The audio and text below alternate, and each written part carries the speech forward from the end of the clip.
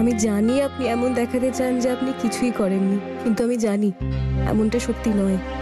আপনি যা আমার জন্য করেছেন, আমার মায়ের জন্য করেছেন, তার ঋণ আমি কখনো শোধ করতে পারবো না।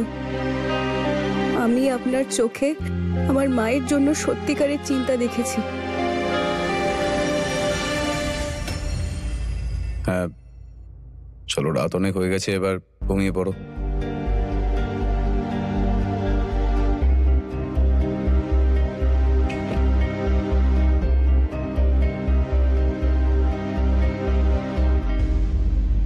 তোকেও তো সবাই মিলে ঠকিয়েছে ফুল। তুইও তো বিয়ের আগে জানতিস না এই সত্যিটা। কি লুকোচ্ছ তুমি ফুল? কাকে বাঁচাচ্ছ? এই সত্যিটা আমার জানা খুবই দরকার, আর আমি জেনেই ছাড়বো।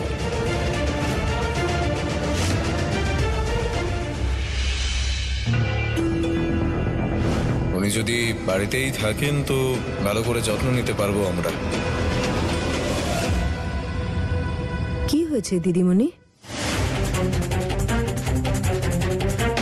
বড় দিদিমণি, কি হয়েছে? শোনো তো দিদিমণি, এমন কি হয়েছে যে আপনি এত ছটফট করছেন? জয়তী, ওই ফুলের মা এই বাড়িতে চলে এসেছে। এখন এখন সবার সামনে আমাদের রহস্য ফাঁস হয়ে যাবে। আমি আমার চোখের সামনে আমি আমার সাজানো বাগান নষ্ট হতে দেব না। যে কোনো সময় সবাই সব সত্যিটা জানতে পেরে যাবে। আমি আমি কি করব বুঝতে পারছি না। সব শেষ হয়ে যাবে।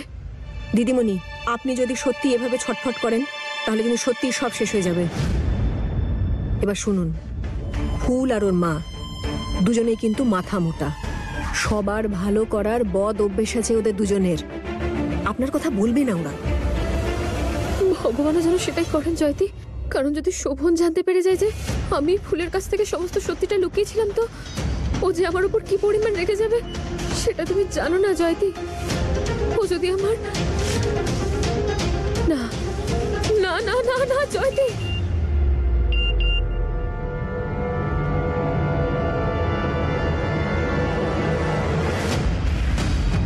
আমার কালকে টাকা চাইছে।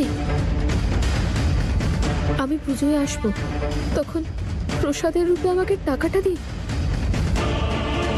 আর নইলে আমি প্রসাদ দেব, সেটাও গোটা বাড়ির সামনে। আর সেটা তোমার ভালো লাগবে না।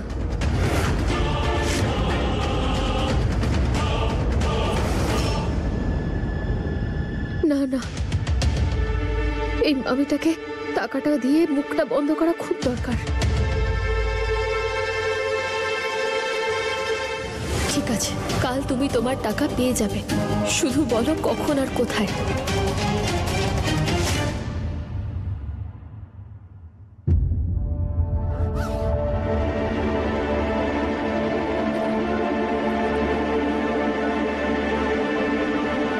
আমার ফোনটা গেল কোথায়?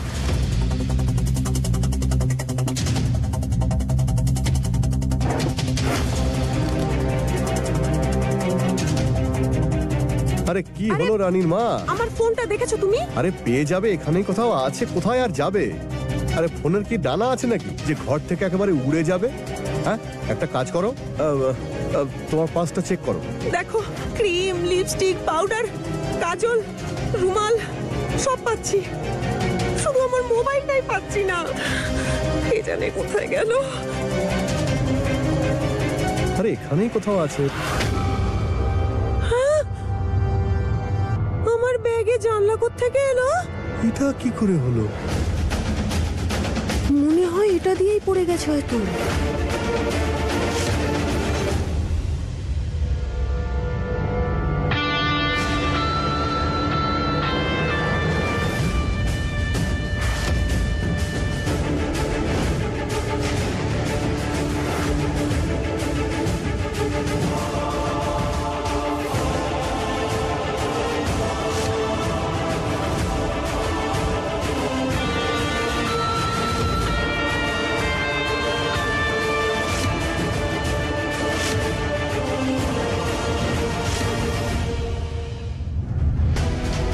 আমি আপনার সঙ্গে কাল দেখা করব, আর তাড়াতাড়ি জানিয়ে দেব যে টাকা কবে আর কোথায় দেবেন আপনি। এবার সত্যিটা আমায় জানার থেকে কেউ আটকাতে পারবে না। একটা কাজ করো, অত চিন্তা করো না, দাঁড়াও তোমার ফোন নাম্বারটা ডায়াল করি, ঠিক আছে? যদি ঘরে থাকে এক্ষুনি বেজে উঠবে। আমি করছি। আমাকে দাও। আরে আস্তে আস্তে, ফোনটা ভাঙবে নাকি? হ্যাঁ, আরে দাঁড়াও না, ফোনটা করে দেখি আদৌ বাজছে কিনা। রামচন্দ্র, তোমার এই ভক্তের একমাত্র ফোন গেল কোথায়? এই বাজছে তো, বাজছে তো। দেখো, এই শুনতে পাচ্ছ তুমি? হ্যাঁ, দেখতে পেলে? হ্যাঁ,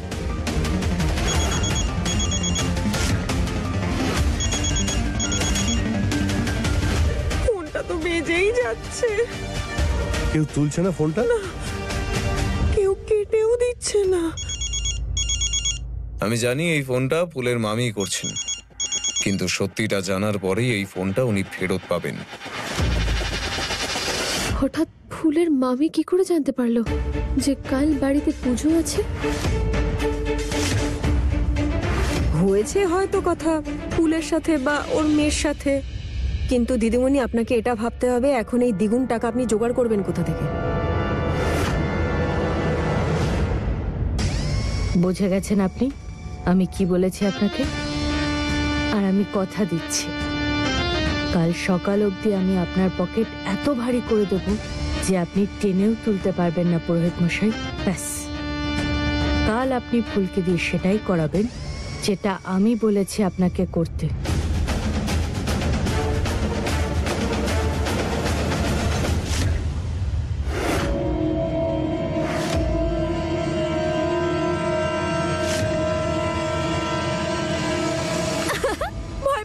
ভয় পেয়েছেন স্মল গিন্নিমা, ভয় পেয়েছেন। আমি খুব মজা পেয়েছি স্মল গিন্নিমা। দ্বিতীয়বার যদি এরকম করিস তাহলে আমি এমন কিছু করব তোর 7 জন্ম আমার নাম শুনে ভয় কাঁপবে। বাড়িতে একটা বাচ্চা এসেছে বলে সবাই যেন বাচ্চা হয়ে গেছে। ছাড়ুন না, লাগছে। Breaking down and falling. ছাড়ুন না স্মল গিন্নিমা, ছেড়ে দিন প্লিজ। পরে যদি ওই বাচ্চাটার মতো আর কোনোদিন কিছু করিস না তো দেখিস ওই বাচ্চাটার সঙ্গে কি করব সেটা তো পরে ভেবে দেখবো, তার আগে আমি তোকে পদপৃষ্ট করে শেষ করে ফেলবো। না না স্মল গিন্নিমা, আমি বুঝে গেছি। আচ্ছা ওসব ছাড়ুন, এখন আমাকে এটা বলুন আপনি ফুলের সঙ্গে কি করতে চলেছেন, আর পণ্ডিত মশাইকে আপনি এমন কি কথা বললেন? বলুন না আমাকে প্লিজ। দীপাবলির বাজি তো দীপাবলিতেই ফাটাতে ভালো লাগে ছন্দ, তো শুধু ধৈর্য ধর আর দেখতে থাক।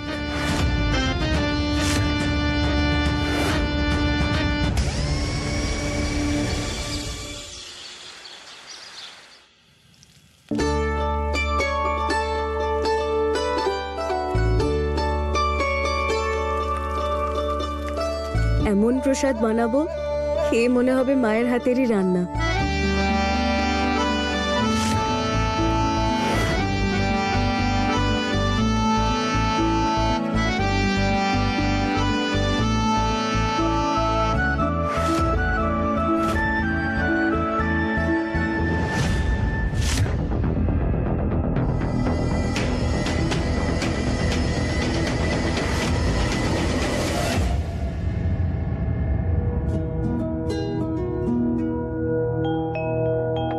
নয়না, কাকিমণি, তুমি এখানে কি করছো?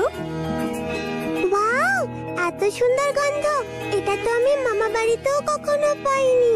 জানো, কেউ না আমাকে ভালো ভালো খাবার দিতই না, সব দাদাকে দিয়ে দিত। নয়না, কোনো ব্যাপার না, এই প্রসাদটা না তুমি মন ভরে খেও, কিন্তু তার আগে এটা ঠাকুরের কাছে দিতে হবে, কেমন? আর তারপরে এই বাড়িতে যেটা সব থেকে বড় বাটি আছে তাতেই তোমাকে লাড্ডু দেব, ঠিক আছে? আর সেটা সবার আগে, ঠিক তো? হ্যাঁ একদম।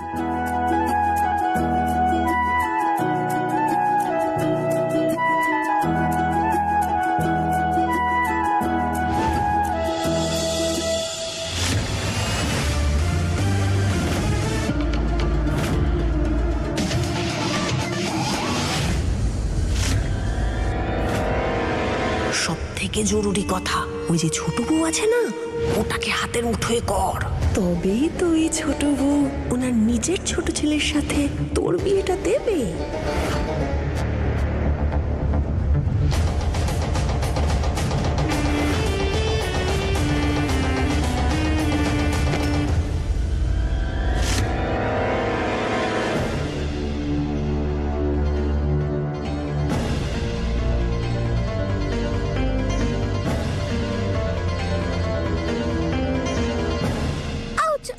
আমার পা ঠিক আছে তুমি? না, মচকে গেছে বোধহয়।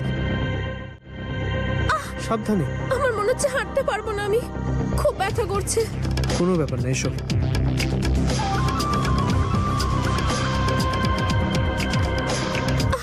এখানে সাবধানে বসো, দেখি পাটা দেখি। আমি মলম নিয়ে আসছি, ওটা লাগালেই ঠিক হয়ে যাবে।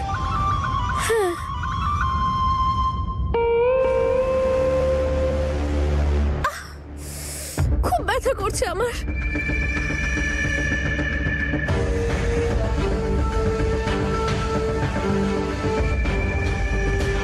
এখন ভালো লাগছে? ফুল, আরে মা, তোমার এখন ওঠার দরকার নেই। এই পুজোটা তোমার জন্যই করছি। তুমি তো নিচে আসতে পারবে না, কিন্তু তুমি যাতে খুব তাড়াতাড়ি সুস্থ হয়ে যাও এর জন্য আমি সবকিছু করতে রাজি। তুমি একদম চিন্তা করো না। ফুল, আমার জীবনে সব থেকে বেশি গুরুত্বপূর্ণ হলো যে আমার মেয়ে তার নিজের জীবনে যেন সুখে থাকে। তুমি বেশি চিন্তা করো না মা, তুমি ঠিক থাকলে আমি খুব সুখে থাকবো। মা, আমি তোমাকে সব বলতে চাই, কিন্তু এটা বলার জন্য সঠিক সময় নয়। তোমার চিন্তা আমি বুঝি, কিন্তু এই সত্যিটা তোমাকে যে করে হোক মানতে হবে যে শোভনবাবু শুধুমাত্র তারা দিদিরই থাকবে, ওনার ওপর আমার কোনো অধিকার নেই।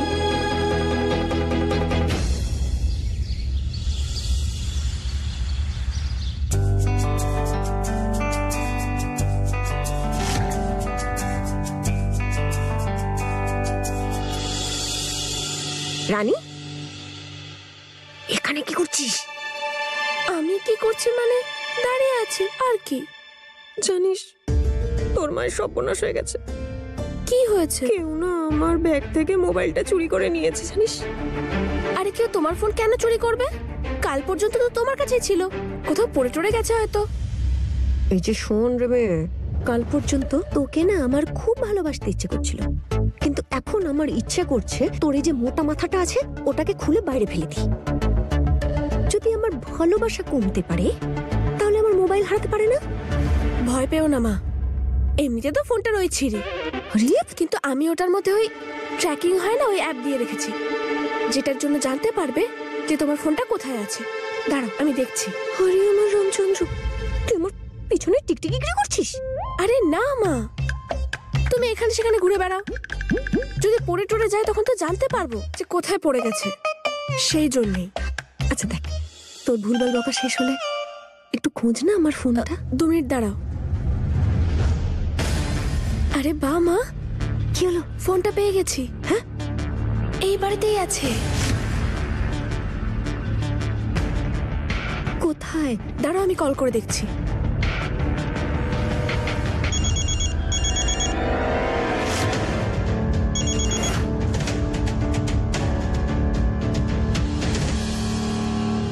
ওনার আর আমার বুদ্ধি একরকম, ফোনের রিংটাও একরকম।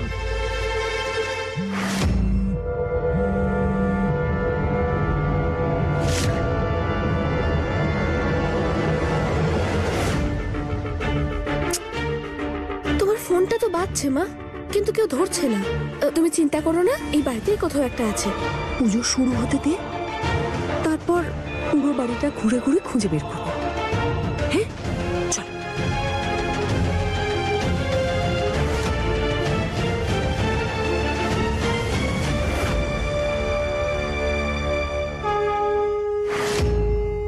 হে উপরওয়ালা, এই পুজোটা আমাদের ফুল বৌমার মায়ের সুস্থতার জন্য রেখেছি। তুমি চাইলে আমার আয়ু ফুল বৌমার মাকে দিয়ে দাও। ব্যাস, শুধু ওনাকে তাড়াতাড়ি সুস্থ করে দাও।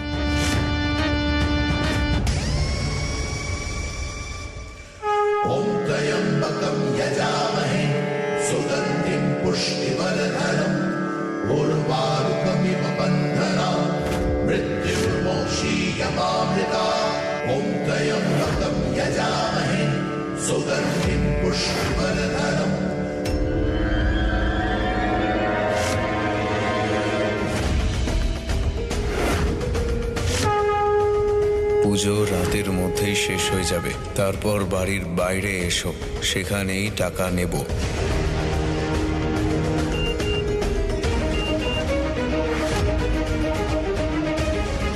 পুজো রাতের মধ্যে শেষ হয়ে যাবে, তারপর বাড়ির বাইরে এসো, সেখানেই টাকা নেব।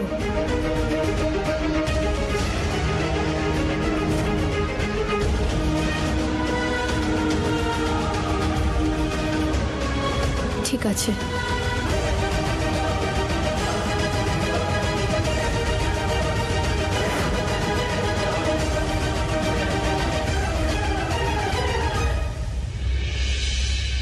আমাদের বলা হয়েছে এই পুজোটা নাকি আপনার মায়ের সুস্থতা এবং দীর্ঘায়ু কামনা করেই করা হচ্ছে। তাহলে আমরা এখন এখানে শিবের পূজা শুরু করব, আর আপনি 108 বার শিবের মাথায় জল ঢালবেন।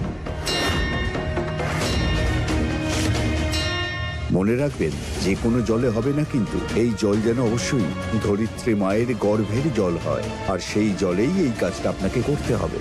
কলসি ভর্তি করে আনতে হবে, আর কলসি মাথায় করে অবশ্যই আনতে হবে। কাল ফুল মোমাকে দিয়ে সেটাই করাতে হবে যেটা আমি বলেছি আপনাকে করতে। পণ্ডিত মশাই, এই কাজটা তো বেশ কঠিন। এটা একজন স্বাস্থ্যবান মানুষও করতে পারবে না, আর ফুলের তো শরীরটাও খারাপ, ও কিভাবে করবে? আপনাকে তো আমি সেটাই বলতে চাইছি, যেটা নিয়ম সেই নিয়মেই পুজো পাঠ করতে হবে, তবেই তো ওনার মা আরোগ্য লাভ করবেন। তাহলে ওর পরিবর্তে আমি করব। না না, এটা হয় না। এই কাজটা সন্তানকেই করতে হবে, যার সাথে তার রক্তের সম্পর্ক। কিন্তু এই অবস্থায়ও বাবু, ঠিক আছে, এটা আমার মায়ের সুস্থতার জন্য। ঠাকুরমশাই যেমন বলছেন আমি করব।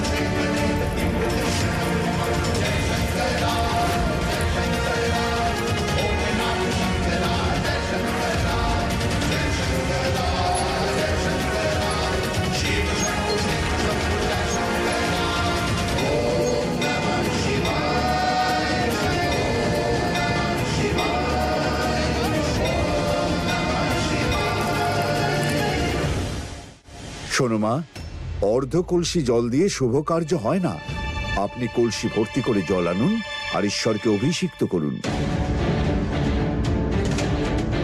ফুল ওটা দাও, জল আনার জন্য আমি সাহায্য করছি।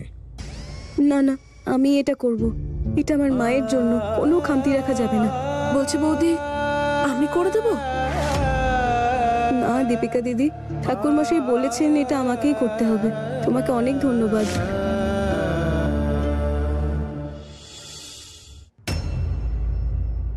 ও এটাই ছিল আপনার প্ল্যানিং? কেন, তুই মজা পাচ্ছিস না? আপনি কি এইসব মজার জন্য করছেন? না, ওই দেখ, এই ফুলের অবস্থা আগে থেকেই অনেক খারাপ। ওর থেকেও বেশি খারাপ ওর মায়ের অবস্থা এখন।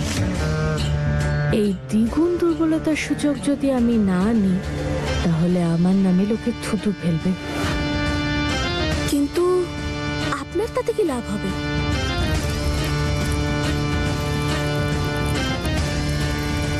ওই বাচ্চাটাকে এই বাড়িতে নিয়ে এসেছে এই ফুল বৌমা।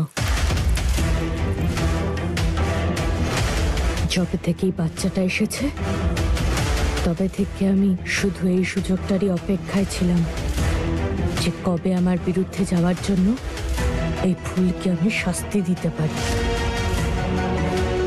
তাই এটা আমার নিঃশব্দ প্রতিশোধ ফুলের থেকে।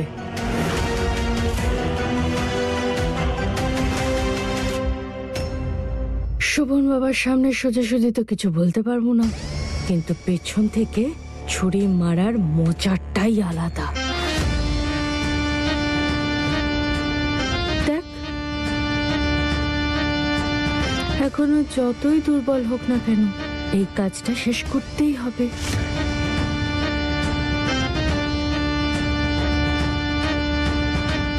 স্মল গিন্নিমা, আমি এই চোখ দিয়ে এসব আর আমি দেখতে পাচ্ছি না। এরকম হবে না তো? মায়ের আগে মেয়েটাই গণ হয়ে গেল।